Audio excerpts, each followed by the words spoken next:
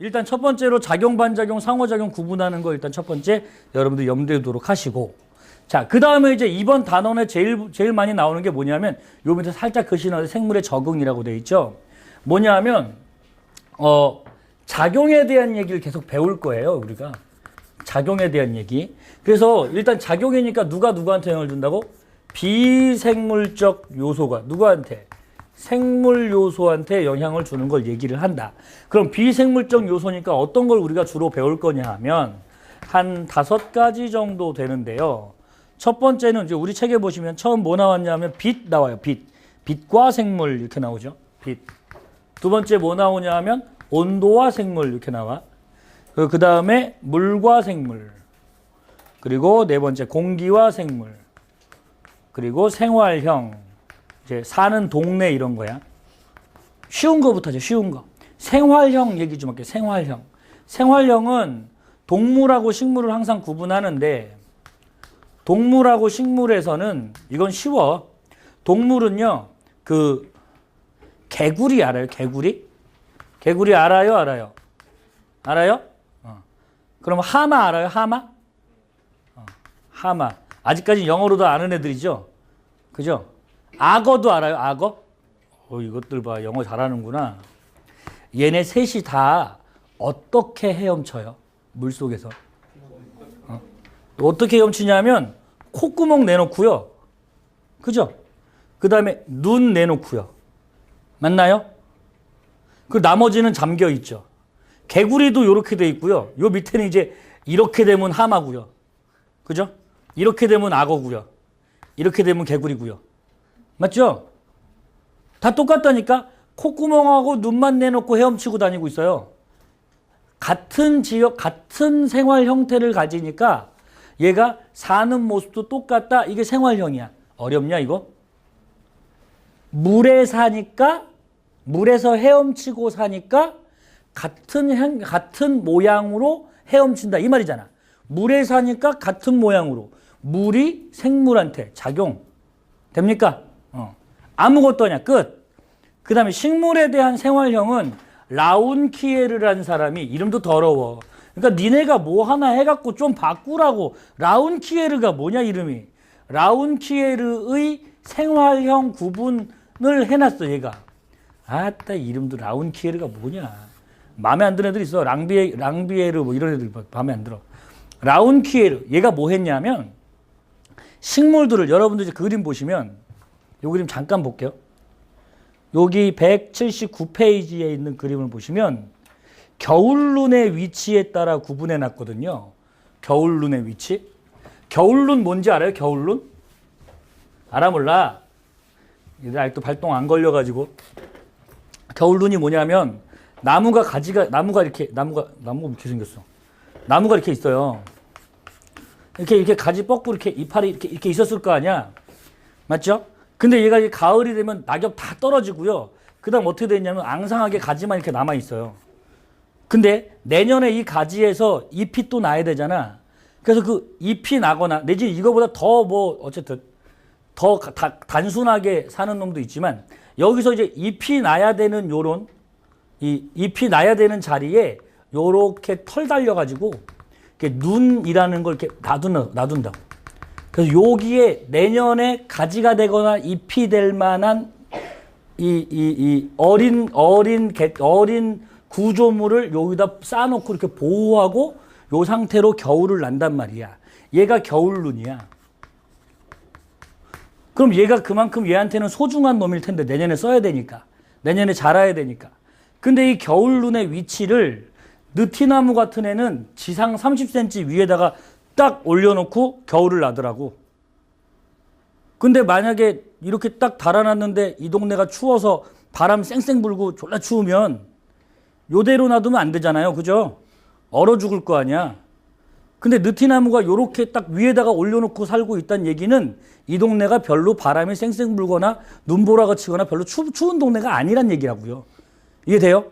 그래서 잘 보니까 지상 30cm 이상에 놓는 애도 있고 지상 30cm 이하에 놓는 애도 있고 겨울눈을 지표면에 내려놓는 애도 있고 겨울눈을 땅속에 처박아 놓는 애도 있더라고. 즉 오른쪽으로 갈수록 지상식물, 지표식물, 반지중식물, 지중식물 이쪽으로 갈수록 더 춥고 건조가 강한 곳이더라. 그럼 반대로 얘기하면 어느 동네에 갔더니 주로 지중식물만 주로 있더라. 그럼 그 동네는 어떤 동네다? 춥고 건조한 동네다. 이해됩니까? 어느 동네 갔더니 느티나무만 겁나 많더라. 아, 그 동네는 엄청 따뜻한 동네구나. 그리고 습한 동네구나. 이렇게 알아낼 수 있다고요. 이해되겠어요? 그래서 이건 그럼 어떻게 해서 작용이 되는 거야? 추위와 건조, 저 두 개는 비생물적 요소잖아. 그거에 의해서 겨울눈의 위치를 결정하죠, 생물이. 그러니까 작용이 되겠지. 하나도 안 어려워. 야, 이거 대단히 중요하구만. 외우는 거 아니야. 그냥 추위는 뭐야? 추위와 건조에 대한 적응 현상이다. 니네 지금처럼 이렇게 막 심각한 분위기로 있으면 이만큼 요 위에서 5, 4, 3 그러면 지쳐. 그렇게 보지 말라고. 그냥 천천히 보라고. 그냥 아무것도 아니니까. 그 다음에 공기 중에 이제 산소인데요. 여기 우리 책에 나온 거 뭐라고 나왔어요? 산소가 부족한 고산지대에 사는 사람은 평지에 사는 사람보다 적혈수가 많다. 그지? 산소가 부족하니까 많이 이렇게 흡수를 잘 하려고. 끝. 그 다음에 물. 식물하고 동물 구분하는데 식물은 어떻게 돼 있니? 저수조직, 선인장. 저수조직이 뭐야? 물을 저장하고 있는 조직. 그죠? 그 다음에 물속에 사는 수련 같은 경우는 연꽃 이런 경우는 이게 뿌리는 연못 밑에 박혀 있으니까 근데 광합성 하려면 잎이 위에 있어야 되잖아. 그럼 줄기가 이렇게 위로 올라와야 되니까 줄기에 공기가 지나가는 통로가 있어야 되죠. 그걸 뭐라고 불러? 통기조직. 그죠? 그럼 물속에 사는 생활에 적응했다. 끝. 그 다음에 동물 같은 경우는 알껍질. 알껍질이 무슨 도움을 줄까? 알껍질은 얘가 일단 보호하는 역할도 하지만 내부에서 물이 증발하는 걸 막아주는 역할도 한다고요. 그 다음에 뭐야, 악어의 껍데기, 뭐 이런 것도 될 테고. 또 뭐가 있을까? 질소노폐물의 변화. 이거 설명하면 지칠 건데, 질소노폐물은요, 세 가지가 있어요. 암모니아하고, 얘들아, 이거 하나도 안 중요한 거야. 이거 시험에 안 나올 가능성이 훨씬 커. 질소노폐물은 원래 생물 1 할 때, 그때 열심히 배우고, 그때도 수능이 안 나왔던 거야. 근데 여기다 그냥 설명만 해놓은 것 뿐이야. 이런 게 있다. 근데 간단히만 설명하자면 암모니아하고 요소하고 요산 요 세 가지가 질소노폐물인데요. 우리가 배설시키는 거. 사람이 요소로 내보낸 다음에 우리 배웠죠? 단백질을 우리가 소화하고 세포호흡하고 나면 노폐물로 암모니아 만들어지는데 그 암모니아가 독성이 강하니까 어떻게 된다고? 간에 가서 요소로 바꿔서 보낸다고. 요 세 가지로 얘기 배웠는데 우리가 노폐물을 배출을 할 때요. 요 세 가지 중에 요소만 배출하는 경우는 별로 없어. 사람도 세 개 다 배출을 하는데 특별히 요소를 더 많이 배출한다 이런 얘기죠. 근데 어떤 생물은 암모니아를 주로 배출하고요. 어떤 생물은 요산을 주로 배출해요. 그 이유를 어떤 애들이 그런가 봤더니 암모니아는 물에 잘 녹잖아요. 그래서 암모니아를 배출을 할 때는 내가 지금 뭔 말하는지 모르죠 지금. 갑자기 내가 이상한 얘기하고 있으니까 그런 거라니까 이런 부분이 그러니까 중요하지 않은 부분이라고. 봐봐 내가 지금 뭐 하고 있냐 하면 이 새끼들 봐라. 물에 대해 적응한 현상이야. 동물이 물에 대해 적응한 현상. 동물이 물에 대해서 어떻게 적응해 있냐 하면 질소노폐물의 종류가 달라진다라는 건데 조금만 들어봐. 암모니아로 내보내는 애들은 주변 어류들 경골 어류라고 하는데 어쨌든 어류들 물에 사는 애들은 암모니아로 주로 내보낸다 노폐물을. 이것까지만 알면 돼. 그 다음에 새나 곤충은 물이 적은 동네에 사니까 요산으로 내보낸다. 다시 물이 많은 동네에 사는 애들은 암모니아로 노폐물을 내보낸다. 물이 적은 동네에 사는 애들은 요산으로 내보낸다. 이게 끝이야. 그렇게 물에 대해 적응해 있다. 온도는 뭐 있어요? 뭐 나왔어요? 낙엽 떨어지는 거랑 그 다음에 춘화 현상 이런 게 있고 식물한테는 동물한테는 말단 부위가 추워질수록 작아지는 거랑 덩치가 커지는 거랑 맞아? 사막에 사는 여우랑 북극에 사는 여우가 어떻게 달라요? 사막 여우가 커? 북극 여우가 커? 북극 여우가 커. 추우니까.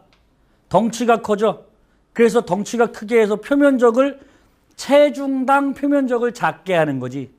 오히려 이걸 잘라버리면 표면적이 커지잖아. 그래서 사막여우는 체격이 작아. 대신 말단 부위, 코나 귀나 이런 데가 막 커지죠. 그죠? 열 방출 많이 하려고. 적응한 현상이잖아요. 온도에 적응한 현상. 거기까지만 알면 돼. 되겠냐? 그래서 이게 뭐냐면 몸집이 커지는 거랑 추울 때, 그 다음에 말단 부위가 작아지는 거랑 거기까지만 외우면 되겠습니다. 낙엽은 왜 필요한가? 낙엽은 추울 때 낙엽 달고 있으면 이걸로 또 열 손실이 일어날 거 아니에요. 그러니까 낙엽 떼어버리는 거. 물론 이제 물 증발도 있지만 낙엽 떼어버리는 거고. 춘화 현상 들어봤어요? 춘화 현상? 춘화가 뭘까? 하나 물어봐야지. 무슨 춘? 봄춘. 오케이. 화. 10명 중에 9명은 꽃을 얘기하던데. 불. 봄에 불. 침 나와. 그럴 수 있죠. 근데 이게 무슨 화자냐면 요렇게 생긴 화자예요. 무슨 화자야? 될 화자. 봄이 됐다 이런 뜻이야. 춘화현상. 요거만 하나 설명할게요. 뭐냐면 그 보리 알아요? 보리 언제 수확해요? 쌀도 그러면 가을에 수확하고 보리도 가을에 수확하고 뭐 이것저것 다. 보릿고개는 그러면 언제예요? 보릿고개는 겨울이에요? 가을에 쌀을 수확을 하죠. 선생님이 알기론 그래요. 가을에 쌀을 수확을 해요. 그럼 그걸 겨울 내내 먹죠? 그걸 겨울 내내 먹으면 이제 봄이 될 때쯤 한 2월 달쯤 되면 그걸 다 먹어버린다고요. 부잣집 말고 보통의 이런 민가에서는 그거 다 못 먹고 다 먹어버린다고. 그러면 3월 달, 4월 달에 먹을 게 별로 없잖아요. 근데 보리는 5월 말 이때쯤 보리를 수확하거든요. 보리는 아직 안 익었고. 그런데 보리가 익을 때까지 2달 동안 먹고 살 게 없는 거잖아. 그걸 이제 보릿고개라고 하는 거지. 다시 얘기하면 보리는 언제 수확한다고요? 늦봄에 수확한다고요. 그럼 잘 들으세요. 보리를 늦봄에 수확하려면 언제 심어요? 추수 끝나고 심어요. 겨울에 심으면 안 되죠. 겨울에는 눈 왔는데 눈 다 치우고 심어야 되는데 못 심잖아요. 그러니까 늦가을에 심어요. 늦가을에 보리를 심으면 이 보리가 겨울에 싹이 트겠네요. 맞아요? 안 트죠. 겨울에는. 무슨 얘기냐면 보리는 늦가을에 심어 놓으면 겨울 동안 짱 박혀 있어요. 추위를 견디면서. 그리고 봄이 되면 싹이 터요.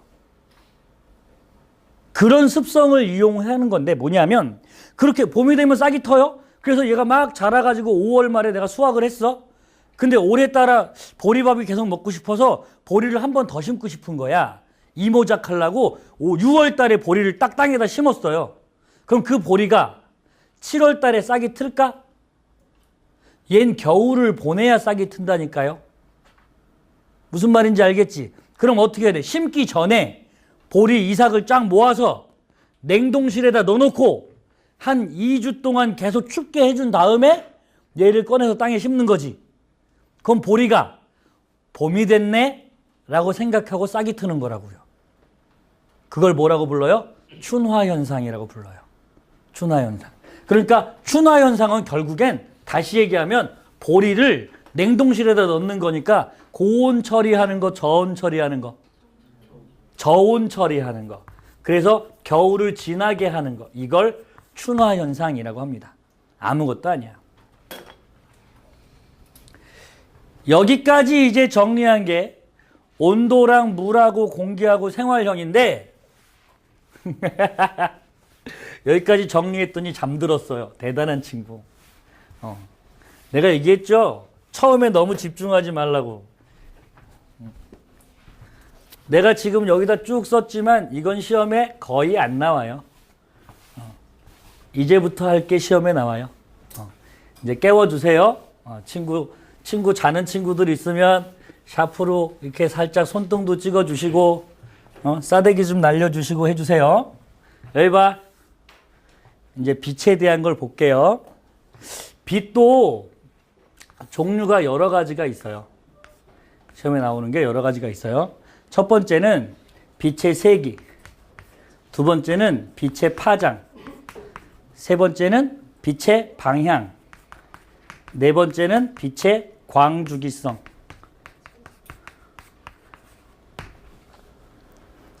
이 중에서 쉬운 거부터 해요. 광주기성.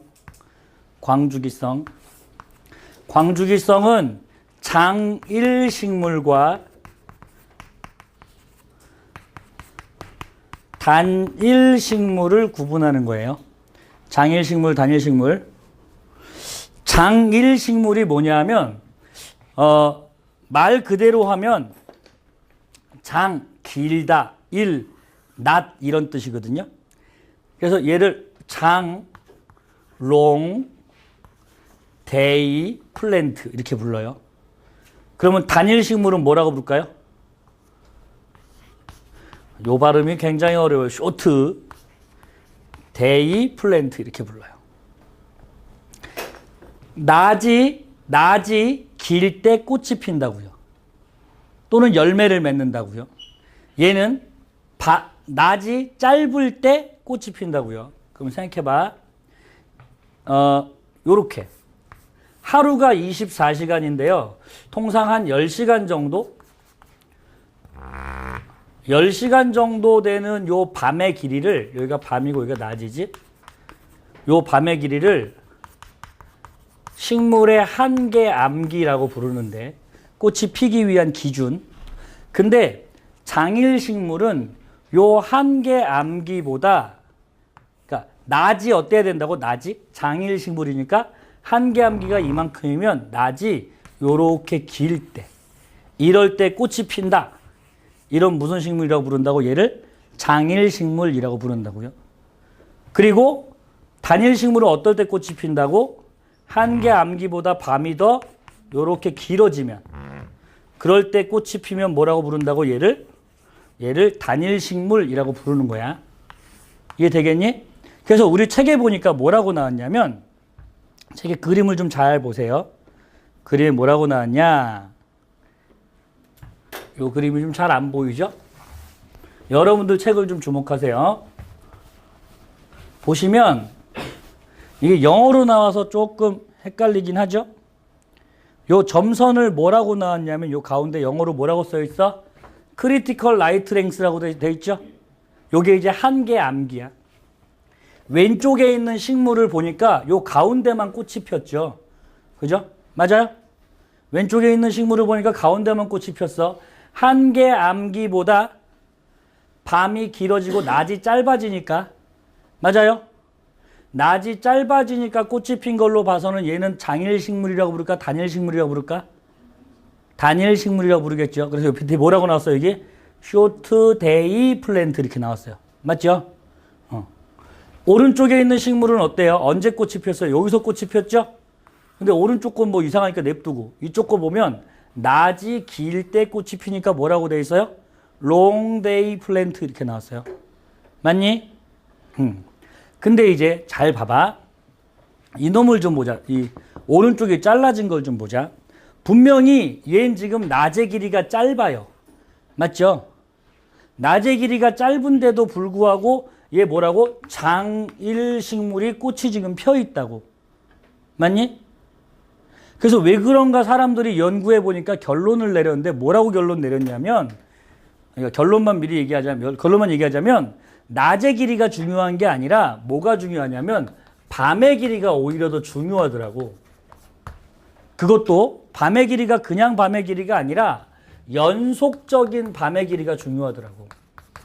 연속적인 밤의 길이. 그래서 선생님이 여러분들한테 추천하고 싶은 건 뭐냐면, 장일식물, 단일식물이 나오면 뭐라고 바꿔놔야 되냐? 얘 무슨 식물이라고 그랬죠 아까? 왼쪽에 있는 게 단일식물이죠? 그럼 밤 기준으로 바꿔. 뭐라고? 밤이면 야잖아, 야. 맞아? 그럼 단일이면 밤이 어떻단 얘기야? 길단 얘기지? 그럼 얘를 장야식물 이렇게 바꾸는 거야. 마찬가지로 단일식물은 뭐라고 바꿔야 돼? 장일식물은 뭐라고 바꿔야 돼? 야식물 이렇게 바꾼다고. 우리 지난번에 혈액형 할 때, 혈액형 판정할 때 A형 표준혈청을 뭐라고 바꿨어요? 항 B로 바꿨죠? 맞아? B형 표준혈청을 항 A로 바꿨죠? 그것처럼 장일 식물 나오면 무조건 단야로 바꿔. 그 다음에 단일 식물 나오면 장야로 바꿔. 왜? 얘네들 만들어진 기준이 밤의 길이를 기준으로 만들어졌기 때문이거든요. 그래서 잘 봐봐. 연속적인 밤의 길이가 단야, 짧을 때 꽃이 피는 식물이라고. 보세요. 연속적인 밤의 길이가 여기서부터 이만큼이죠. 맞아? 그러니까 꽃이 피지.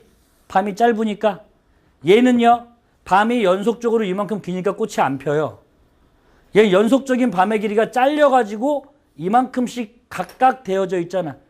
전체를 합치면 밤이 길지 모르겠지만 연속적으로 보아서는 잘렸으니까 요만큼씩 밖에 안 돼. 그러니까 얘는 밤이 긴 거야, 짧은 거야? 짧은 거지. 그래서 얘가 어떤 거라고? 얘는 밤이 짧을 때 꽃이 핀다 해서 단야, 그래서 장일식물이 되는 거라고. 마찬가지로 여기는 어때요? 여기는 밤이 연속적으로 길 때 장야식물 이렇게 보는 거야. 그래서 장일식물, 단일식물에서는 이제 딱 정리하자면 이런 거야. 장일식물, 단일식물은 뭐가 중요하다? 연속적인 밤의 길이가 중요하다. 그래서 장일식물 그럼 밤으로 바꿔. 뭐라고? 단야 이렇게 바꿔놓고. 단일식물 그럼 뭐로 바꾸라고? 장야 바꿔서. 장이라는 게 뭐가 장이라는 거야? 연속적으로 길다고. 연속적으로. 니네도 자다가 깨우면 존엔 짜증날 거 아니냐? 그죠? 이제 요 방향에 대한 얘기를 좀 할게요. 식물에 이제 얼마 안 남았어. 생장 촉진하는 호르몬. 이 호르몬의 이름이 옥신이야. 근데 어느 책에는 이렇게 오옥신 이렇게 나와. 무슨 사람 이름도 아니고. 오옥신 이렇게 나와. 근데 오옥신이 무슨 일을 하냐면 얘가 식물이 잘 자라게 해주는데 어디에 들어있느냐? 얘가 생장점에 들어있어요. 생장점. 생장점은 우리 지난번에 배웠다. 이거 무슨 조직이야? 분열 조직, 영구 조직. 분열 조직. 그럼 생장점은 어디 있어? 뿌리 끝 하나. 또 뿌리 끝 말고 줄기 끝에 있죠. 뿌리 끝, 줄기 끝에. 그래서 생장점에 주로 옥신이 들어있는데 이 옥신이 하는 일이 뭐냐. 얘가 이동을 하는 방향이 좀 다른데 어느 방향으로 이동하냐면 빛의, 요 밑에 거 좀 지울게요. 헷갈리니까. 빛의 반대 방향으로 이동을 하고요. 그리고 또 하나는 중력 방향으로 이동을 해요. 이동해요. 그래서 무슨 얘기냐? 우리가 보통 이렇게 싹이 이렇게 터서 자라고 있잖아요. 싹이 자라고 있으면 옥신이 어디 있다고? 여기 이렇게 있다고. 그런데 햇빛이 이렇게 비쳐요. 해가 이렇게 비치면 옥신이 어디로 간다고? 햇빛의 반대 방향. 이쪽. 그리고 중력 방향. 아래로. 이해되니? 그럼 옥신이 어느 쪽으로 쏠리냐면 이쪽에 이렇게 쏠리겠지. 이거 보여요? 보여요? 자, 그래서 왼쪽에 요쪽 면에 있는 세포와 요쪽 면에 있는 세포를 보면 원래 세포가 요렇게 돼 있었고 여기도 요렇게 돼 있어서 같은 크기였는데 옥신이 요렇게 첨가가 되면 얘가 갑자기 어떻게 되냐면 이렇게 부어. 이해되니? 옥신이 들어가면 얘가 붓는다고. 그러면 봐라. 왼쪽은 요만큼밖에 안 되는데 오른쪽이 이만해졌잖아. 왼쪽은 요렇게 했는데 오른쪽이 이렇게 길어졌잖아. 그럼 식물이 어떻게 되겠어? 이렇게 구부러져 자라겠지. 이해됩니까? 그래서 식물이 요렇게 구부러져 자라는 성질. 굴성, 특별히 빛에 대해서 구부러져 자니까 뭐라고 불러? 굴광성을 나타내게 하는 게 누구라고? 옥신이라고. 이거 설명 되게 간단해요. 옥신은 어쨌든 방향은 이렇게 이동을 하고 어떤 사람이 뭐 했냐면 생장점을 잘라버렸대 이렇게. 그럼 자라 안 자라? 당연히 안 자라지. 그러니까 그래 미안하다 그럼 내가 다시 올려줄게 이렇게 올려줬어. 그럼 어떻게 자라겠니? 옥신이 이렇게 있다가 여기로 내려가겠지 이렇게. 그럼 어디로 자라요? 이렇게 휘어지겠네. 이거 이해되냐? 그래서 그럼 이렇게 올리면 안 되나 해갖고 생장점을 또 떼다가 얘를 어디다 올려놨냐면 한천에다 올려놨어요. 한천 알아요? 한천? 한천 잘 모르는데 묵 같은 거고요. 얘가 뭐 할 때 써요? 양갱 만들 때 써요. 양갱 먹어봤어요? 양갱 맛있는데. 이 엄청 잘 썼고요. 근데 어쨌든 요런 식물성 성분 있는 데다가 요거를 올려놓으면 요 옥신이 요 밑으로 스며들겠죠. 이렇게. 맞아? 스며들겠지. 그래서 이 생장점을 이렇게 잘라 놓은 데다가 요 한천 조각을 이렇게 올려놓은 거야. 그럼 또 어떻게 되겠어? 얘랑 똑같지 뭘. 이렇게 자라겠네요. 이게 되겠죠? 무슨 얘기? 옥신은 한천을 통과한다. 끝. 그 다음에 이런 것도 해봤어요. 여기다 이렇게 놓고 햇빛을 이렇게 비춰준 다음에 이번에 이쪽에서 비췄어. 좀 어렵겠지. 햇빛을 이렇게 비췄어. 그리고선 여기다가 뭘 끼웠냐 하면 운모라고 하는 걸 끼웠어. 운모 알아요? 운모? 운모가 뭐예요? 너네 중학교 때인가? 흑운모 배웠어요? 흑운모? 돌멩이 같은 거잖아요. 광물. 금속 성분 많이 포함한 광물이에요. 광물을 끼웠어. 그렇다고 막 이렇게 확 끼운 게 아니라 끝에만 살짝 끼웠어. 그리고는 빛을 비추면 여기 뜬 옥신이 어떻게 돼? 어디로 가야 돼? 왼쪽으로 갔다가 내려가야 되죠? 내려가려고 봤더니 뭐가 있어? 운모에 걸려가지고 이렇게 내려간다고. 그럼 결국 가운데로 내려갔잖아. 그럼 어떻게 자라겠어? 똑바로 자란다. 자, 정리하자면 옥신은 한천은 통과하지만 운모를 통과하지는 못한다. 이게 다예요. 되겠냐? 그 다음에 이제 돌아와서 앞장에 보시면 이제 빛의 파장에 대한 얘기가 나와요. 빛의 파장. 지금 어디까지 했니? 빛에 대해서 광주기성 했고, 방향했고, 이제 파장할 거예요. 빛의 파장. 항상 뭐 하는지를 정확히 알아도 내가 지금 뭘 공부하는지를 알아야 되는데 한참 하다 보면 내가 지금 무슨 과목 하는지를 잊어버리는 애들도 있어요. 파장, 우리 생각해 보자. 이거 별거 아닌데 해조류 있죠? 해조류. 그래서 여기 해조류를 보니까 얕은 데는 녹조류라는 애가 살고 조금 더 깊은 데는 갈조류라는 애가 살고 조금 더 깊은 데는 홍조류라고 하는 조류들이 살더라고요. 야, 이 조류가 새냐? 새는 아니죠. 그죠? 이거 뭐냐 하면 그거야. 그 물풀 이런 종류인데 녹조류의 대표적인 예를 내가 몇 개를 설명하면 되겠지? 녹조류가 파래. 녹조류 파래. 녹조류는 파래. 그리고 클로렐라. 그리고 뭐 핵함 뭐 이런 애들. 무슨 색일까? 초록색이죠. 그죠? 갈조류가 누가 있냐 하면 미역하고 다시마.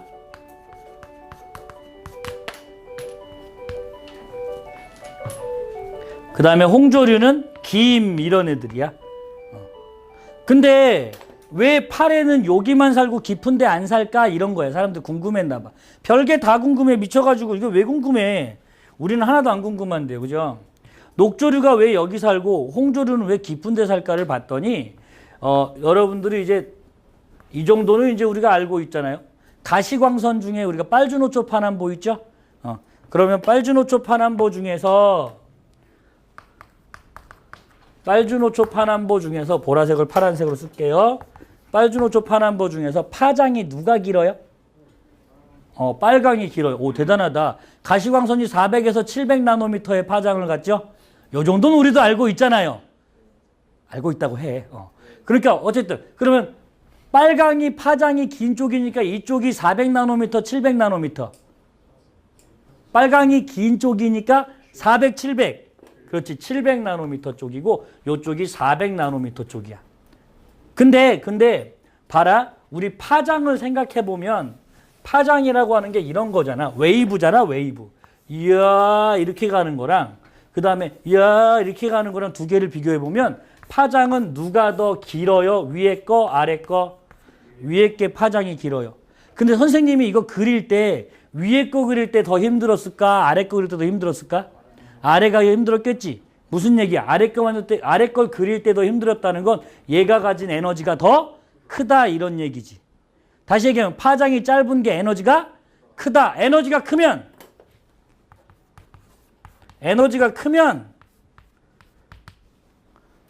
잘 뚫고 갈까? 잘 못 뚫고 갈까? 잘 뚫고 가죠. 그래서 파란색이 더 깊은 물까지 들어갑니다. 빨간색은 얕은 데밖에 못 들어가요. 근데 식물은 녹조류가 녹색을 띠는 이유가 녹색을 잘 흡수해서 녹색을 띠는 거야? 우리가 사물의 색깔이라고 하는 건 그 물체가 반사한 색깔이잖아요. 그럼 얘는 녹조류는 빨주노초 파남보 다 줬는데 녹색을 반사해. 그럼 무슨 색을 흡수했단 얘기야? 빨강하고 파랑 흡수했단 얘기죠? 근데 얘가 그 중에서 빨강을 주로 흡수한다고. 빨강을 주로 흡수하는데 빨강이 얕은 데밖에 안 들어와. 그러니까 녹조류가 어디서 살아야 돼? 얕은 데 살아야지. 이해되나? 홍조류는 빨간색을 반사해. 그럼 주로 파란색 흡수한다는 얘기잖아. 파란색 흡수해야 되는데 파란색은 깊은 데까지 들어와. 그러면 선생님 홍조류가 여기도 살 수 있죠. 얕은 데도. 어차피 여기까지 들어오니까. 그죠? 여기도 살 수 있고 여기까지 다 살 수 있어요. 근데 왜 굳이 밑에 더 많이 살까? 얘네랑 싸우기 싫어서. 얘네랑 싸우기 싫어서 그냥 밑에 내려가 사는 거야. 그래서 여러분들이 그림 보시면 여기가 이렇게 많이 있어요. 분포되어 있는 양이 얘가 더 많아요. 이쪽에 아래가 많아요. 갈조류는 뭐 노란색 계열이라서 얘는 여기 살아요. 녹조류는 뭐 어쩔 수 없이 여기만 살아야지. 빨간색이 여기밖에 안 들어오는데. 그죠? 그래서 얘네가 이렇게 자기 색깔과 반대되는 빛이 들어올 수 있는 그곳에만 사는데 그렇게 살도록 적응되어 있는데 그걸 뭐라고 부르냐 하면 반대되는 색깔, 뭐 반드시 반대되는 색깔은 아닙니다만 보색 적응설이라고 해요. 보색 적응설. 우리 지금 이거 왜 배우고 있다고요? 작용 배우고 있다고요. 빛이 이러니까 얘들이 이렇게 산다. 맞아? 그죠? 비생물적 요소 때문에 생물적 요소 이렇게 산다 이 얘기야. 되겠냐? 이제 뭐 남았어요? 빛의 세기에 대한 것만 남았어요. 그죠? 이제 다 했어. 빛의 세기는 요 뒷단원하고 바로 연결되니까 잘 보세요. 빛의 세기에 대해서는 우리가 세 가지를 봐야 돼요. 요거 잘 봐야 돼요. 뒤에 또 연결되니까. 첫 번째는 양지식물하고 vs 음지식물하고 요 두 개 구분하셔야 되고, 두 번째는 양수하고 음수 구분하셔야 되고, 여기만 잘 넘어가면 뒤에 이제 금방 쭉쭉쭉 나가. 그 다음에 양엽하고 음엽하고 구분해야 돼요. 먼저 양지식물 우리 많이 들어봤는데 양지식물 뭐가 양지식물이야? 햇빛 비치는 데서 자라는 식물. 됐죠? 얘는 그늘에서 자라. 그 다음에 양수 음수가 뭐예요? 양수가 플러스고 음수가 마이너스예요? 양수 음수 뭐예요? 양수는 나무. 양지식물 중에 나무. 음지식물 중에 나무. 되겠니? 그러면 양수는 어떤 특징이 있냐 하면 묘목 시절에 빛이 많이 필요해. 묘목 애기 나무일 때 빛이 많이 필요해. 음수는 묘목일 때 빛이 조금 필요해. 그래서 묘목일 때 빛이 많이 필요한데 빛을 많이 주면 쭉쭉 빨리 자라.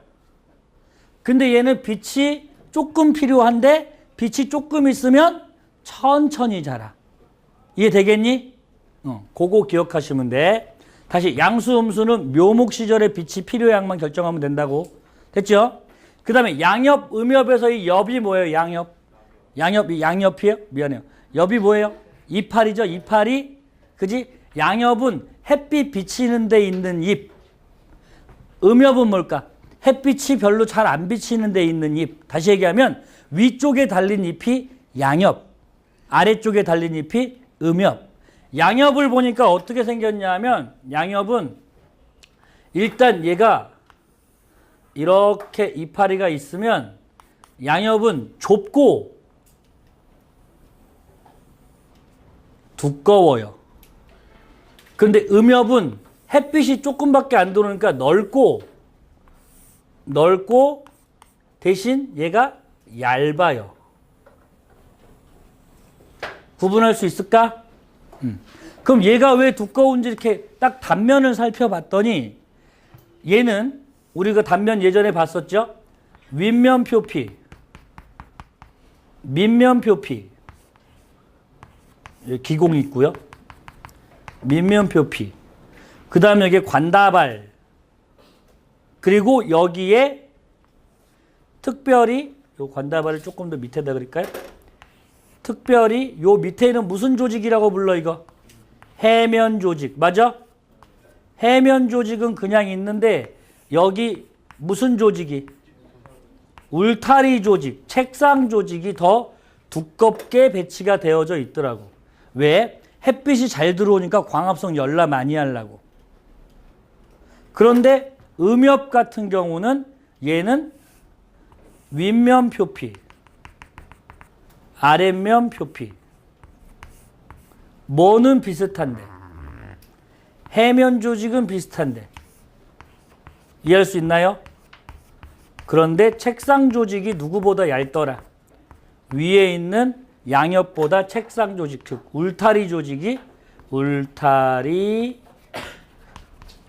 더 얇더라. 이해되나? 그래서 얘가 얇더라 이런 얘기야. 울타리 조직 두께 차이다. 자, 양옆. 그러면 양수는 모두 다 양옆만 달리고 음수는 모두 음옆만 달렸다. 맞아? 아니지? 둘 다 양수도 양옆 음옆 다 달리고 음수도 양옆 음옆 다 있는데 위쪽에 달린 게 양옆이고 밑에 달린 게 음옆이더라. 됐죠? 그거만 하시면 돼. 자, 양지식물, 음지식물 얘기를 좀 합시다. 보세요. 양지식물, 음지식물 얘기할 때 우리가 생각해야 되는 게 광합성하고 호흡인데요. 여기다가 선생님 그래프를 두 개를 그릴게요. 빛의 세기.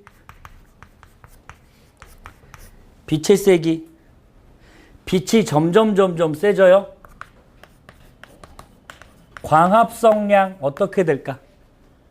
광합성량. 빛이 여기 잘 봐. 그래프 볼 때는 항상 제일 왼쪽부터 보는 거야. 빛이 0이야. 광합성 얼만큼 할까? 0. 빛이 없으니까 0. 근데 빛이 점점 세지면 광합성을 점점 많이 하겠지만 식물이 가지고 있는 엽록체 개수나 이런 게 정해져 있으니까 결국 가다 일정해질 거라고. 이해돼요? 그럼 다시 하나 더 그릴게요. 잘 보세요. 빛의 세기, 호흡량. 우리 호흡량은요, 에너지 생산하는 거잖아. 호흡이 에너지를 생산을 하는데 사람 같으면, 동물 같으면 어떤 활동을 하느냐에 따라서 에너지 사용량이 다 달라요. 그러니까 호흡량이 계속 달라지겠지. 근데 식물은 그냥 맨날 거기 처박혀 있잖아. 이렇게 이러고만 있잖아요. 계속 운동도 안 하고. 그죠?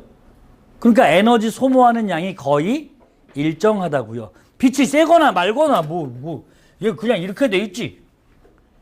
이해되냐? 근데 보세요. 광합성이라고 하는 게 무슨 기체 마시고 무슨 기체 내뱉어? CO2 흡수하고 O2 방출하지. 맞냐? 호흡은요, 뭐 흡수하고? O2 흡수하고 CO2 방출하지. 맞아?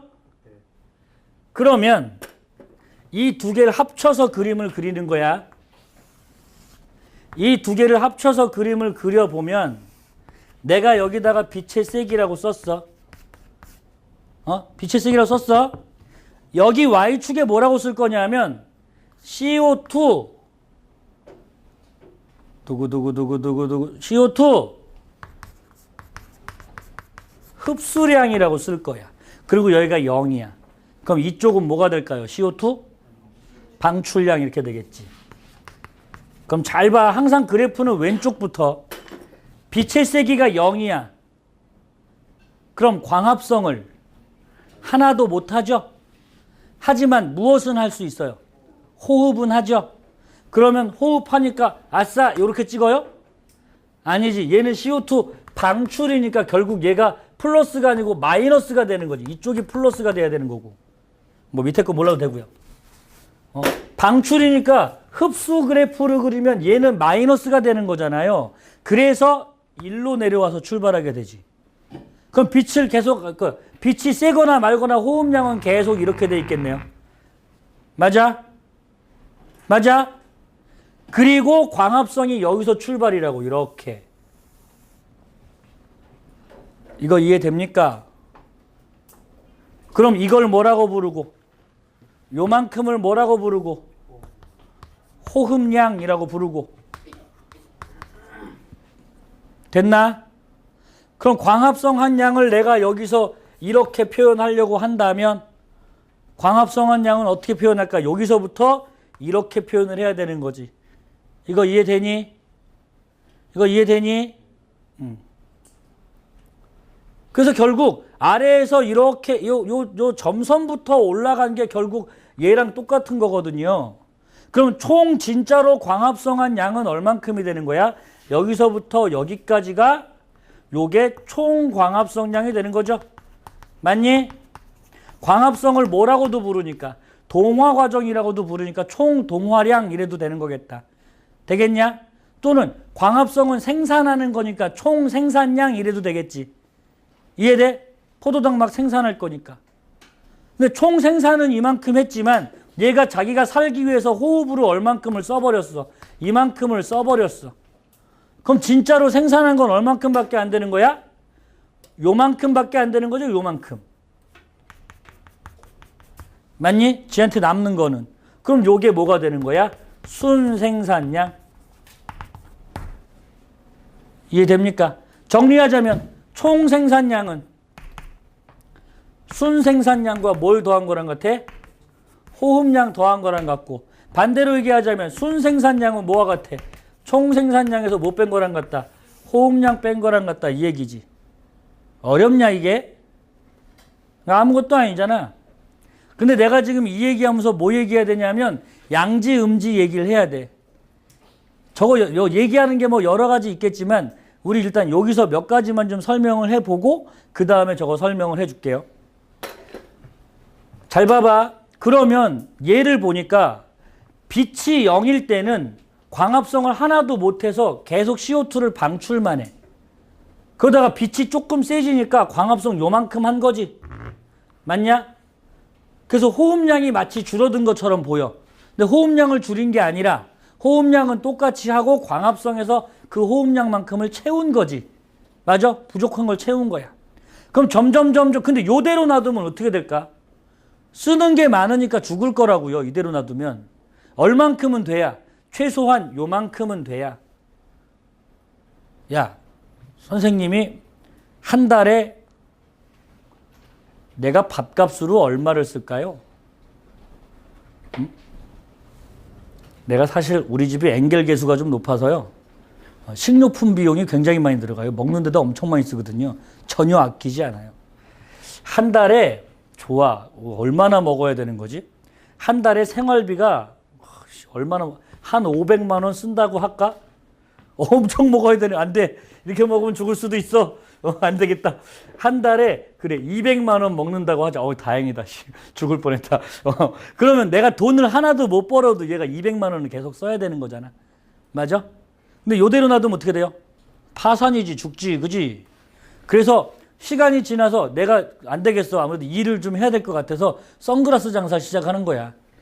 그 빛이 있으면 선글라스가 팔릴 거니까. 빛이 요만큼 세졌어.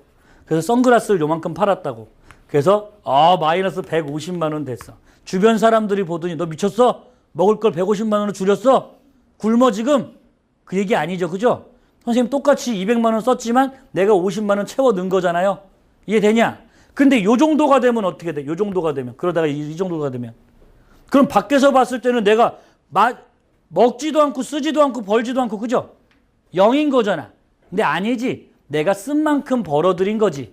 이해되냐? 그럼 요대로 놔두면 요 정도로만 놔둬도 얘는 죽지 않고 살겠죠. 그죠? 이걸 뭐라고 불러? 최소한의 빛의 세기. 생장을 유지할 수 있는 최소한의 빛의 세기를 이거를 우리가 뭐라고 불러? 보상점이라고 불러요. 보상점. 보상점. 이 보상점보다 빛을 조금 주면 어떻게 돼?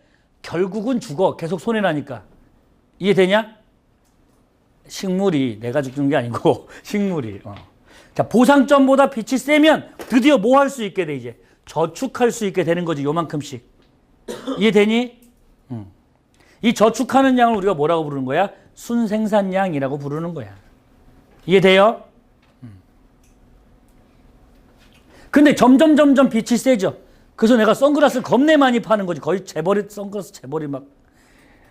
근데 계속 팔릴 줄 알았더니 이 정도 빛보다 더 세니까 더 이상 사람들이 다 선글라스 다 산 거야. 더 이상 수입이 늘지 않아.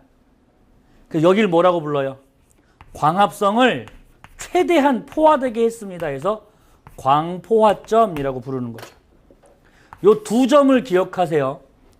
보상점은 외관상 기체 출입이 하나도 없는 점. 광포화점은 광합성을 최대로 한 점. 순광합성량이 최대인 점 이래도 되죠. 총광합성량이 최대인 점 이래도 되죠. 이해되니? 그게 광포화점이야. 근데 이제 봐라. 선생님이 이제 물어보고 싶은 게 있어. 아, 이거 왜 지웠어? 물어보고 싶은 게 있어. 뭐냐면 양지식물이 햇빛이 있는 데서 산다면서요. 음지식물은 그늘에서 산다면서요. 근데 이걸 이제 이렇게 이해하면 어떨까? 양지식물이 왜 양지에 살아야 돼요? 양지식물이 왜 양지에 살아야 돼요? 최소한 필요한 빛이 많이 필요한 거야. 지가 최소한으로 살아야 되는 최저 빛이 더 많이 필요한 거라고. 죽지 않고 살아남을 수 있는 최소한의 빛의 세기를 뭐라고 불러요? 무슨 점? 보상점. 보상점이 어떤 거라고? 더 높은 거라고. 누구보다? 음지식물보다. 보세요. 양지식물이 이렇게 생겼어요. 보상점이 여기야. 음지식물은 보상점이 어디란 얘기야? 그거보다 낮은 거지. 그러면 그거보다 보상점이 낮은 이유는 왜 조금만 필요하겠어? 평소에 조금만 쓰니까. 이게 되나? 그래서 얘는 이렇게 생겼다고. 음지식물은. 근데 빛이 조금밖에 없으니까 최대한 만들 수 있는 광합성량도 더 적겠죠. 그래서 요게 음지식물이야. 그래서 모양을 잘 보니까 음지식물보다 음지식물의 호흡량 여기죠. 양지식물의 호흡량 이거죠. 맞죠? 호흡량, 뭐야 이거 양지인데. 양지식물의 호흡량 이거죠. 호흡량 누가 더 커요? 호흡량도 양지식물이 커요. 보상점, 여기가 음지식물 보상점이죠. 양지식물 보상점 여기죠. 보상점도 누가 더 커요? 양지식물이 커요. 맞죠? 광포화점도 누가 더 커요? 양지식물이 더 커요. 이해되겠니? 양지식물, 음지식물 비교하는 거. 양지식물이 세 가지 점이 다 크다. 두 번째, 양수, 음수 비교하는 거. 양수는 묘목일 때 빛이 많이 필요하고 빛 많이 주면 졸라 빨리 자란다. 음수는 묘목일 때 빛이 조금 필요한데 조금 천천히 자란다. 양엽은 위에 있는 잎이고 두꺼운 잎이고 음엽은 아래에 있는 잎이고 얇은 잎이고. 됐죠? 양수에도 둘 다 있고 음수에도 둘 다 있다. 이게 다야. 되겠죠?